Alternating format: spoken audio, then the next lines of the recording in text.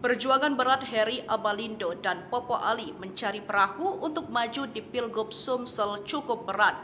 Hingga nasib Ridwan Kamil di persimpangan pasca Golkar mengusung Deddy Mulyadi di Pilgub Jawa Barat. Jika Heri Amalindo hanya butuh 2 kursi lagi, maka Ridwan Kamil belum jelas nasibnya di Pilgub DKI Jakarta.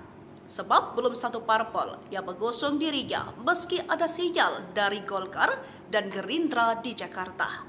Selain itu, lawan Ridwan Kamil di DKI cukup berat, yakni Anies Baswedan. Seperti apa perjuangan Heri Amalindo dan Ridwan Kamil? Berikut fakta-faktanya. Nasib Heri Amalindo Popo Ali masih butuh 2 kursi hingga sosok Ridwan Kamil yang kini berada di persimpangan jalan karena Golkar memutuskan mengusung Deddy Mulyadi di Pilgub Jawa Barat. Diketahui setelah pasangan Herman Deru, Ci Ujang, dan Mawardi Yahya Anita Nuring Hayati atau Batahati dipastikan cukup kursi untuk melenggang di Pilgub Sumsel, kini muncul pasangan Heri Amalindo dan Popo Ali atau Hapal. Namun, Hapal masih harus berjuang mengejar 2 kursi lagi. Heri Popo sejauh ini baru mengantongi 13 kursi dari syarat 15 kursi ditetapkan. Hapal diusung PKB 7 kursi dan PAN 6 kursi untuk maju di Pilkada Sumatera Selatan 2024. Juru bicara DPW PAN Sumsel, Kamil Habibi mengatakan DPP PAN menyatakan mendukung pasangan Hapal di Pilgub Sumsel.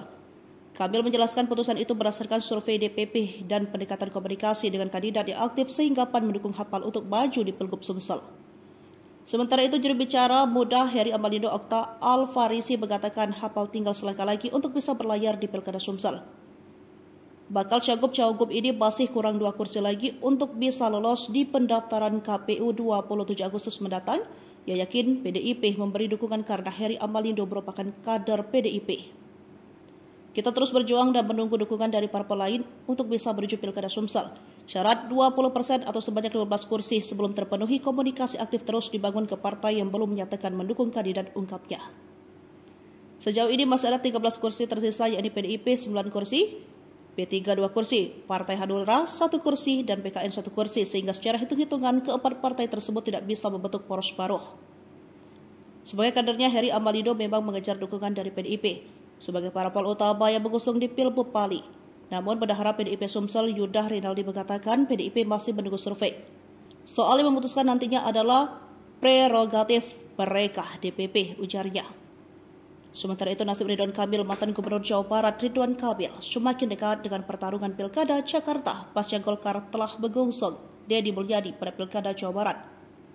Ridwan Kamil berada di persimpangan Golkar. Partai tempat Ridwan Kamil berada sudah sepaham dengan Partai Gerindra untuk mengusung Ridwan Kamil di Pilkada Jakarta 2024. Namun pernyataan belum resmi baru disampaikan oleh Ketua Umum Partai Golkar Airlangga Hartarto Jumat 2 Agustus 2024 secara lisan. Namun lawan Ridwan Kamil cukup berat, yakni menghadapi pertahanan Anies Baswedan.